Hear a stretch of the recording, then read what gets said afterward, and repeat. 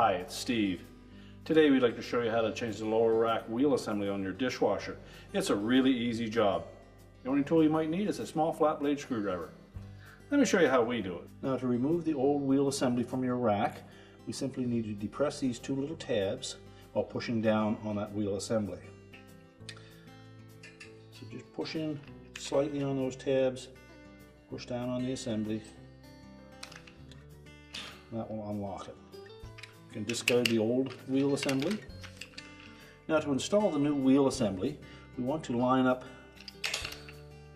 this area across the top with this wire. We also want to center up that movable tine in that center slot. So we'll start by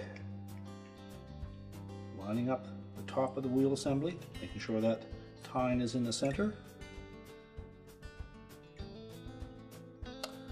And make sure that the two bottom clips are underneath that lower wire.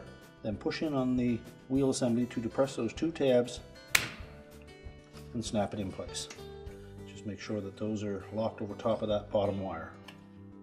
And now we can put that rack assembly back in the dishwasher. So we're just going to open that dishwasher up again, place our rack on the door, sit the cutlery basket back in, and our repair is complete.